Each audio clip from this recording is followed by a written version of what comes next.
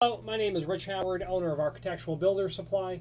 This video is to bring you a closer look at the Bommer number LB4376-400-646.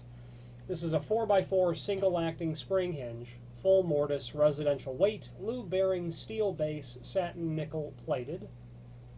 Let's dissect that part number so it makes some sense. First of all, this is a single-acting spring hinge. The LB stands for lube bearing. It's a concealed, maintenance-free type of bearing construction from Bommer.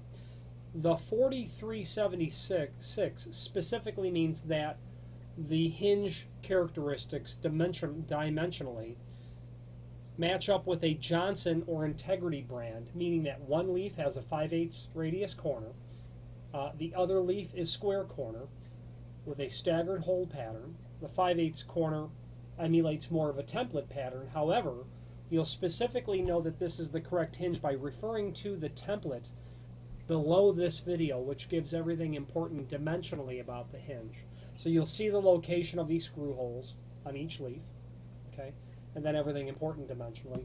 The 400 means that it's a 4x4 hinge. So overall height, and the height is the first dimension, is 4 inch, and the overall width is the second dimension, which is also 4 inch.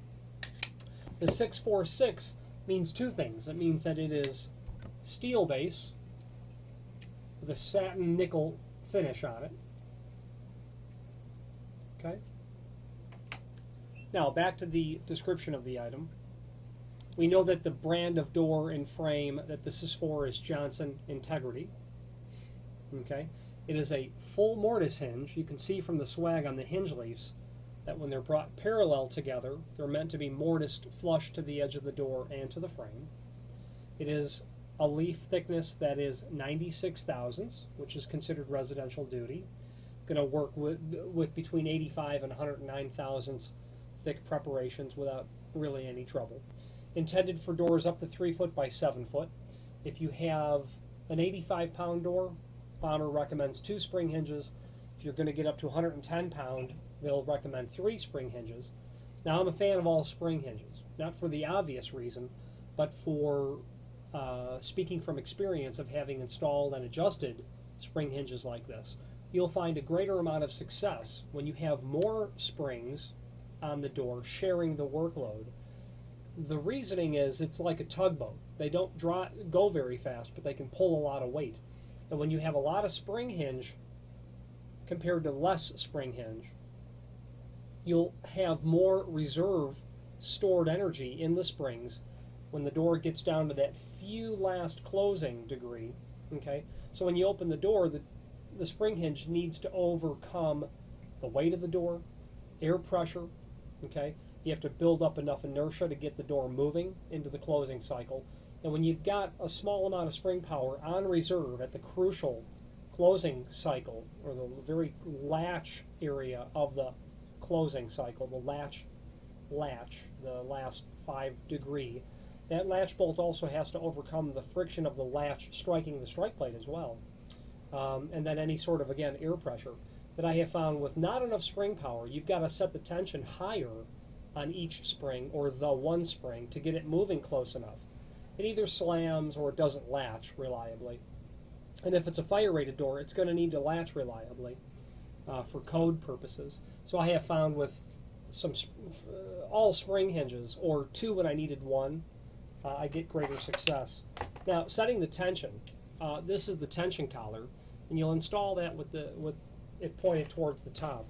You're going to get in the package a tension rod and then a tension pin. And that steel pin that you see that just fell down there, there's 2 in this bag because there's 2 on this client's order. You'll insert that into the tension collar. When the tension collar is installed with it pointed in the up direction, you'll turn it clockwise. And as I do so, I reveal additional holes, and it's into one of those new holes that you insert the spring, the tension pin, I should say. If you're installing the tension collar down, just turn it counterclockwise, okay? Which you might very likely need to, because this hinge is not symmetric. And that's how you set the tension. Not to exceed 3 additional holes is the point. You can mix and match this with standard 4x4 spring hinges because the axis of pivoting is compatible with a typical commercial 4x4 residential 4x4 hinge. Okay, screws are included in a complementary satin nickel finish. You're going to get wood screws and metal screws. All wood screws and all metal screws would be typical. Available from Bommer, if I haven't already said it, other architectural finishes: polished brass, satin brass, your chromes, your bronzes, things of that nature. Black, prime coat. Okay, so they'll have a finish that will suit your needs, no doubt. There is a lacquer over this satin nickel, which is typical. Okay, nice quality item. The last thing I'd like to point out to you would be the Bommer logo. Right above it, it says "Made in USA," a fact that Bommer is quite proud of, as am I to represent them.